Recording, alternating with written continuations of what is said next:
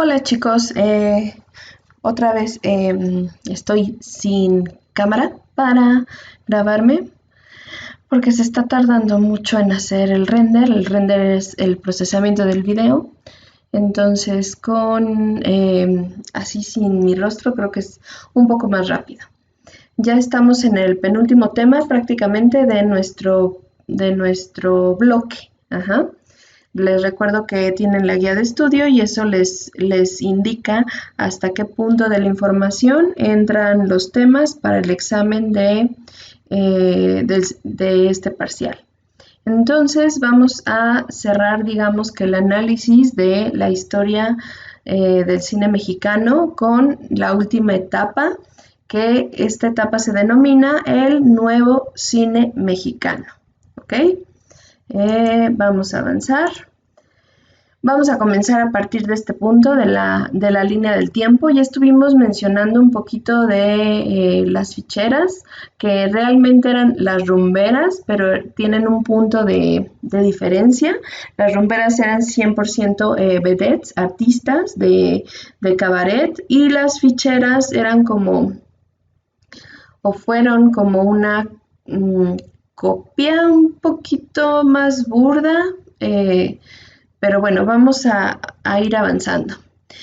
El cine estatizado. Estatizado quiere decir que no avanzaba, que estaba, digamos que detenido en un punto.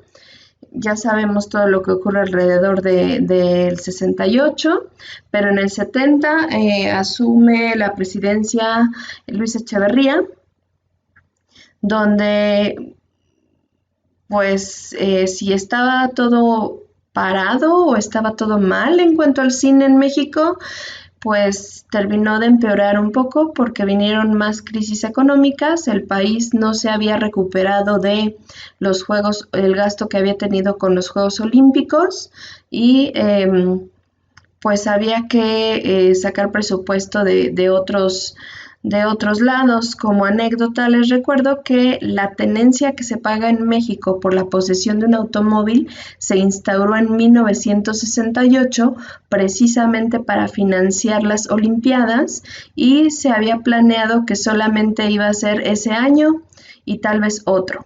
Y de eso ya han pasado más de 50 años. ¿Ok? Entonces, se sigue pagando la tenencia. Yo creo que son los Juegos Olímpicos más caros del mundo. Pero bueno, no nos vamos a desviar. ¿Qué es lo que sucedió después del sexenio de Echeverría, o más bien durante su sexenio? En los años 70, durante el transcurso de los 70, pues de hecho, surgen varios actores venidos del teatro, la mayoría del teatro que se hacía crítica social. Déjenme decirles que si para esta época el cine estaba en decadencia, pues el teatro en México también tenía ciertos problemas, pero era como una cultura underground por debajo, el hacer teatro crítico, y de ahí empezaron a tomar a estos actores para hacer pequeñas producciones independientes, sobre todo mucho cine universitario, que empezó a llamar la atención del público y de cierta parte de los críticos. En este caso, se retoman algunas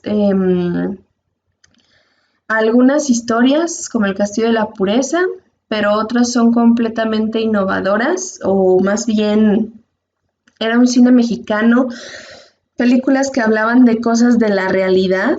Por ejemplo, la película de Canoa estaba reflejando mucho, la Canoa, que aquí está, la tenemos enmarcada en 1975, pero hace un retrato de todo lo que había sucedido a partir del movimiento del 68. Canoa se refiere a un pueblo que se llama San Miguel Canoa, donde llegan unos universitarios a recorrer, ellos querían escalar y se quedan a dormir en un pueblecito llamado San Miguel Canoa, pero todo el mundo pensaba en ese momento, a raíz del 68 y todo el manejo que el gobierno había tenido de que los universitarios eran malas personas y que buscaban ser comunistas y abolir las iglesias, pues lo que resultó en San Miguel Canoa, que sí fue cierto, fue que terminaron linchando a estos estudiantes, porque pensaban que iban a ir a quemar la iglesia del pueblo, y el pueblo los quemó a ellos. Todo esto alebrestado un poco por el padre, el mismo párroco del pueblo. Sí, está basada en un hecho real y fue como una recreación, entonces se hizo muy famoso este tipo de películas. Entonces, con esto se demostraba que en México ya no solamente se estaban haciendo refritos, no solamente se estaban haciendo películas, pues digamos que tropicalizando otras historias o historias gringas. ¿Qué significa tropicalizar? Precisamente el tomar una misma historia y poner actores latinos y cambiar cierto contexto y circunstancias para que quede la historia como una realidad mexicana. Eso es lo que significa tropicalizar, ¿ok? Vamos a seguir avanzando. En este punto tenemos el cine de ficheras. Ajá. Ahora sí, ¿quién era el presidente en ese momento? Pues era José López Portillo. José López Portillo, históricamente hablando, representa una de las épocas en las que más se realizaron fraudes y corrupción al erario público. Con decirles en este punto, por eso les enmarco esto de aquí, que él pone a su propia hermana, Margarita López Portillo, como directora de radio, televisión y cinematografía. Pregúntenme si esta mujer estaba capacitada para todo esto. Por supuesto que no.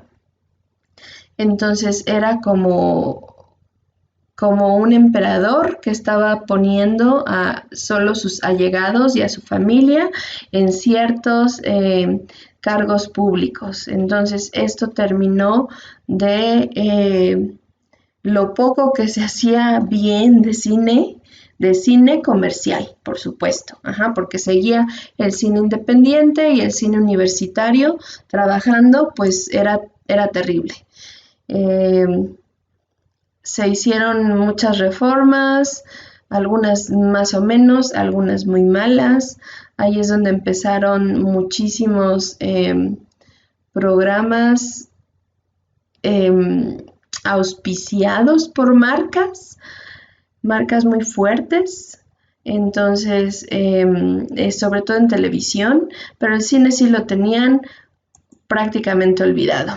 ¿Qué es lo que sucede? Ahora sí, el cine de ficheras está en todo lo que da, porque pues no había presupuesto para pagar actrices y actores, y todo se quedaba en cómicos de la época, cómicos de televisión, por cierto, y artistas que ya no eran vedettes nada más, sino que eran, pues algunas eran desnudistas. De hecho, aquí en el afiche de en medio, la protagonista se llama Sasha Montenegro, que curiosamente, chicos, años después se vuelve la esposa del mismo ya expresidente José López Portillo. Entonces, imagínense, esta mujer hacía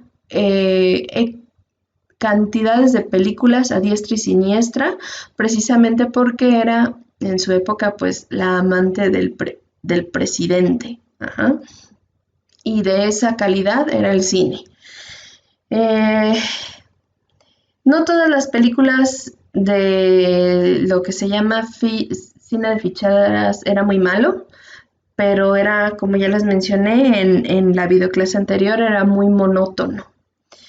Estas sí eran damas de la noche al 100%, y aquí quiero resaltar esta parte que definitivamente tenían mucha facilidad para hacer desnudos y usar el albur y groserías a diestra y siniestra. Por supuesto que eran películas no aptas para todo público. A la par de esto también Ya a finales de los 70s, inicios de los 80s, nace otro pequeño género cinematográfico mexicano que se denomina como el cabrito western. ¿De qué trataba esto? Bueno, en este caso les pongo la imagen de uno de los iconos más importantes de este género, que es Lucha Villa, que además era cantante. Ella realmente empezó como cantante, pero fue invitada a contar ciertas historias. ¿Qué tipo de historias? Por ejemplo, ustedes han escuchado algún corrido de Camelia la Tejana. Entonces ella hizo una película basada en esto. Hizo varias películas que se llamaba Lola la...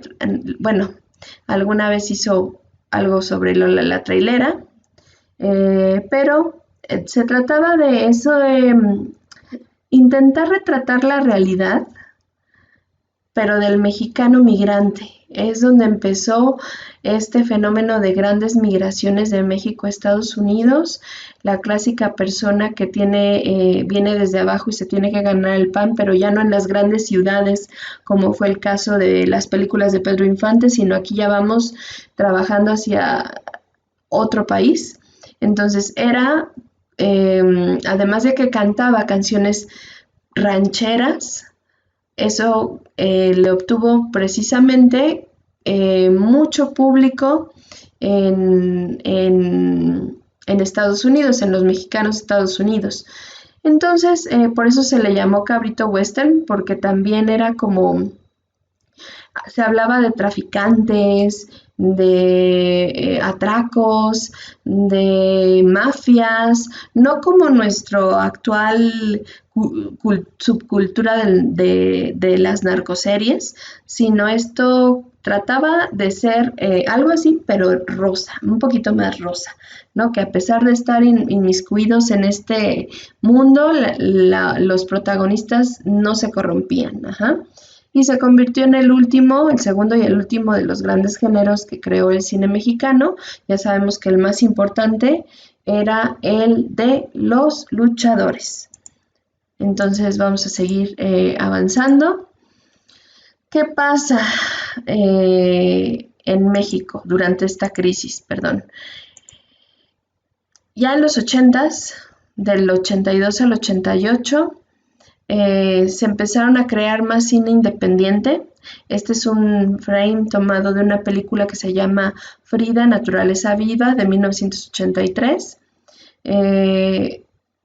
Y algunos les estoy diciendo que eran apoyos que los directores y los productores llegaban a conseguir, pero había muy poco apoyo. Realmente tenías que tener muchas palancas para que el gobierno te apoyara, entonces tenías que estar trabajando gracias a apoyos universitarios, algunos otros fondos, incluso pues recurrían hasta préstamos. Y sí se logró al rescatar algunas películas, pero la ley curiosamente decía que, y de hecho sigue, que obliga a los exhibidores a destinar el 50% del tiempo de pantalla a las películas nacionales. Nunca se cumplió porque dejaron de haber producciones.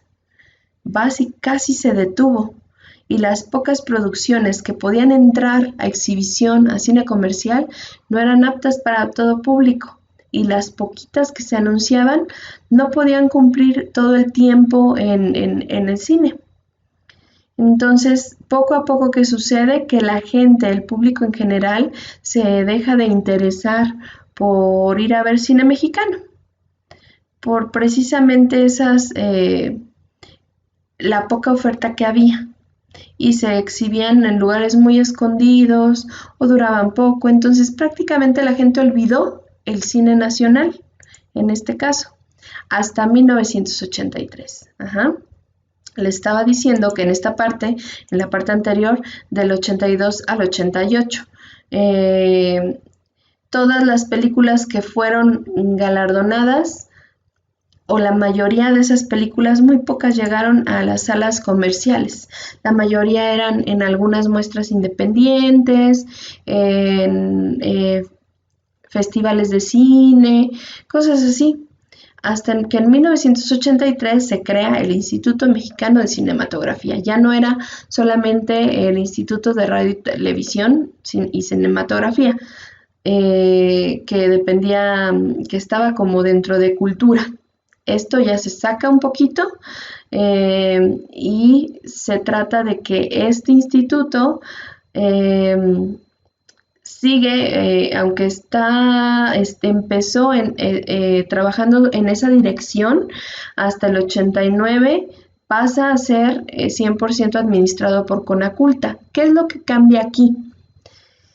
Bueno, todo lo que tiene que ver con radio y televisión, hablaba de cosas técnicas, hablaba de requerimientos. Ustedes leyeron la ley de radio y televisión, que realmente no ha cambiado mucho, solo se le han añadido artículos, jamás nos hablan de ciertas normas de calidad, de ciertos procesos, ni la elección de los apoyos.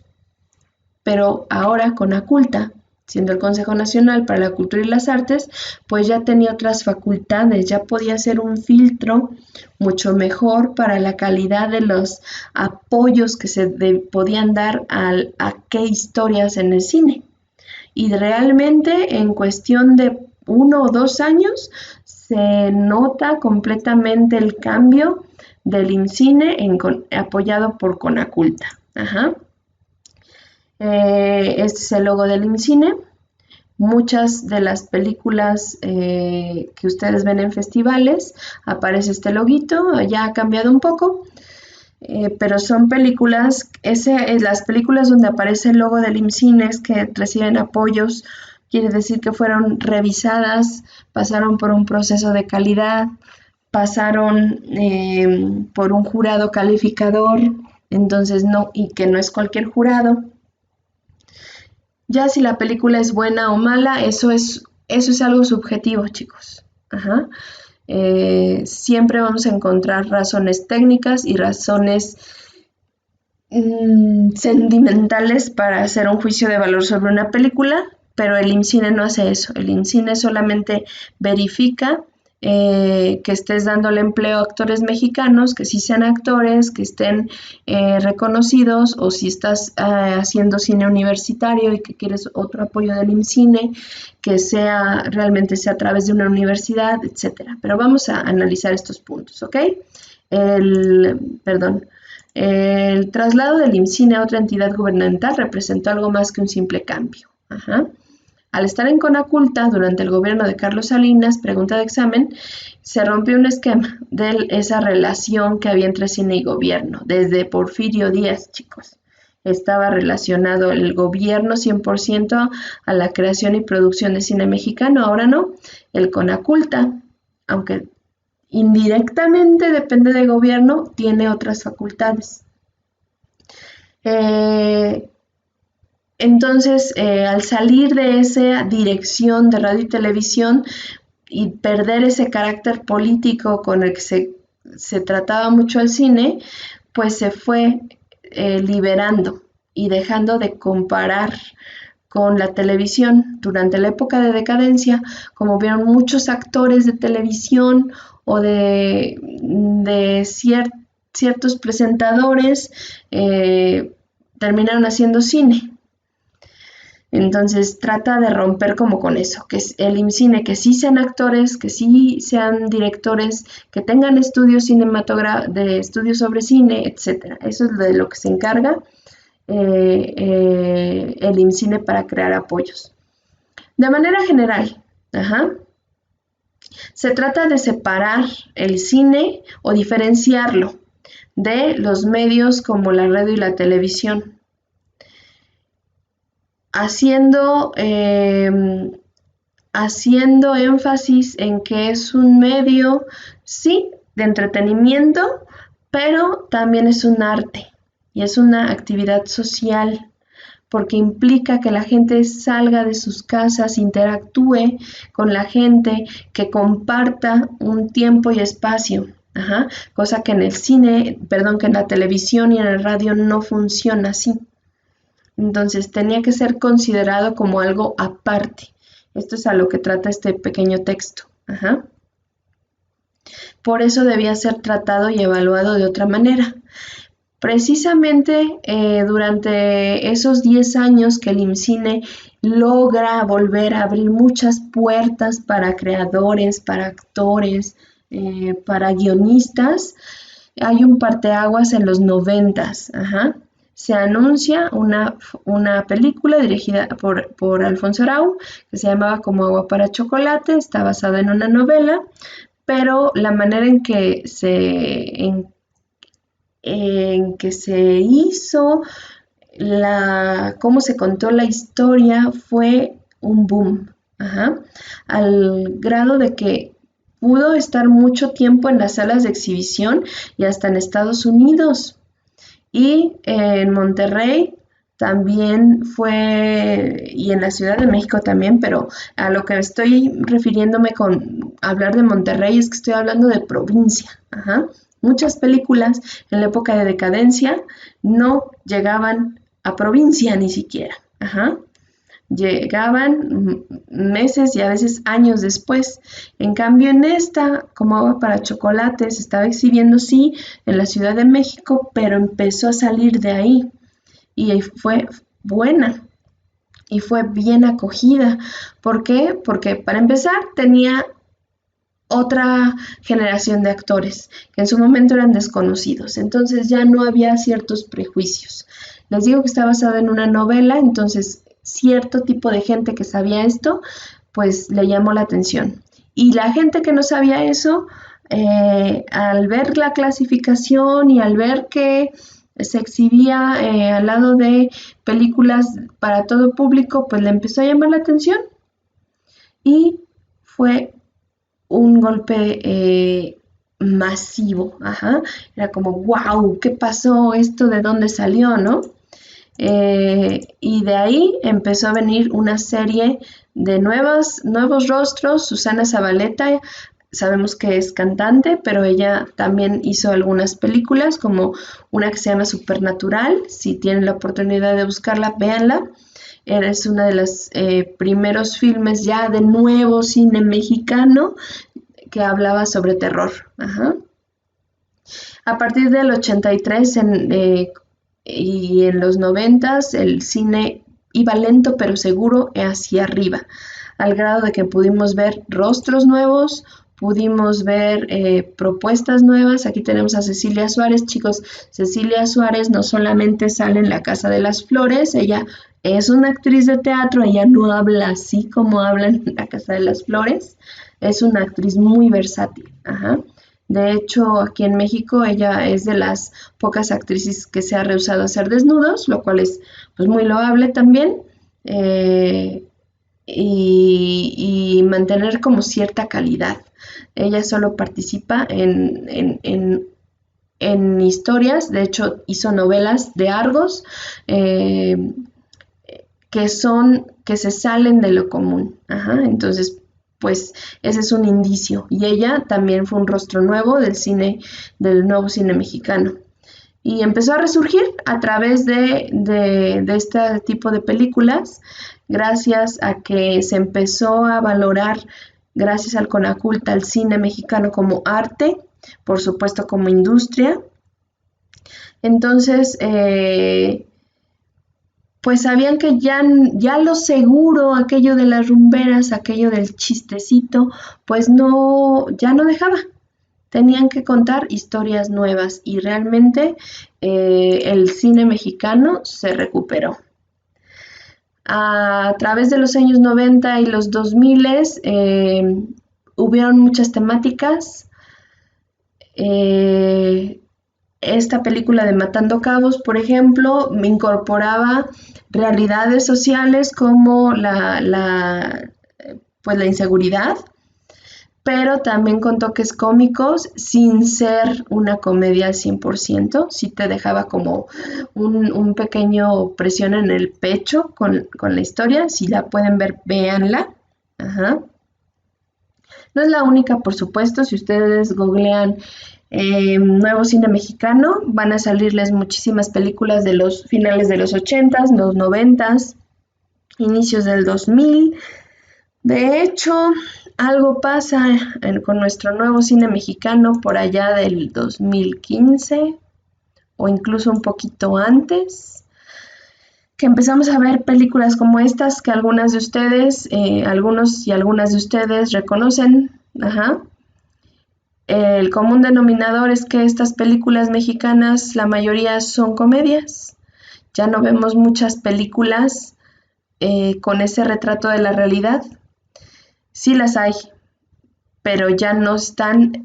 Siempre tenemos que hacer una diferencia entre el cine independiente y el cine comercial. Y lo que vemos de cine mexicano en la parte comercial es esto. Ha entrado en un nuevo bucle, según varios estudiosos del tema y maestros de cine. ¿Por qué? Porque se han relajado las historias o la escritura de historias, centrándose en el entretenimiento, 100% la comedia.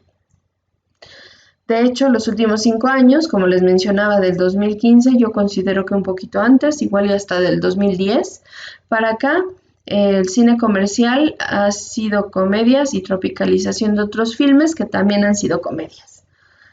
Entonces la gente al principio pues estaba bien, estaba encantada, pero ya están dejando de ir, precisamente porque todo es lo mismo.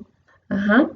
En nuestro cine mexicano es broma, son películas de broma. Entonces, por eso algunos están considerando que nuestro cine mexicano está entrando, el nuevo cine mexicano está volviendo a entrar en una época de decadencia. ¿Por qué? Porque se hace énfasis en que se parece esta época de decadencia a este cine que tenemos alrededor de estos 5 años, alrededor del 2020, 5 años para atrás, pues que se utilizan figuras de otros ámbitos para aparecer en cartelera. Como les decía, el cine de rumberas y el cine de ficheras, pues ya no tenemos rumberas y ficheras, pero tenemos comediantes, presentadores de TV, tenemos ahora influencers, youtubers y todo lo que se vaya creando en el camino. Entonces se incorporan estas personas que no están en el ámbito cinematográfico, que no son actores al 100%, con la finalidad de que se mantenga el interés del público. Entonces tiene muchas similitudes a la época de decadencia. ¿Qué nos toca a nosotros como público? Siempre hay que apoyar el cine mexicano, a veces duele un poquito, hay que buscarle. ¿Por qué? Porque sabemos que talento hay y para muestra un botón. Aquí de fondo tenemos 3 directores. De hecho, esto es lo que ha salvado un poquito el nombre de México, pero no por sus películas, sino como parte del proceso industrial del cine. Ajá. Tenemos a González Iñárritu, tenemos a Guillermo del Toro, que ha ganado muchos premios, se ha ganado Óscares, ajá. Y en este caso, en el centro, Alfonso Cuarón, con la película de Roma, ajá, que no es cine comercial, es cine de arte, lo cual es muy diferente y se nota porque mucha gente cuando fue a ver esta película, que fue aplaudida alrededor del mundo, pues no sé qué esperaba ver. Ajá. Si estaba aplaudida por festivales de cine de arte, no sé qué tipo de película buscaban y muchos la criticaron y muchos no la entendieron. De hecho, el cine de arte, chicos, se tiene que ver al menos 2 veces, cualquier tipo de cine de arte. Pero bueno, de todos modos, sigue el nombre de México en alto de una u otra manera, recuperando territorio dentro de la industria del cine. Con esto terminamos este tema, ya abarcamos decadencia y abarcamos nuevo cine mexicano. Nos falta un tema que es los efectos culturales del cine y eso sería para cerrar el bloque de cine. Entonces, bueno, ahorita de esta videoclase no hay tarea porque tienen actividades ya programadas y tienen la guía de estudio, que es lo más importante. Hay que estar pendientes de toda la comunicación con la escuela y bueno, cuídense mucho, estamos en contacto.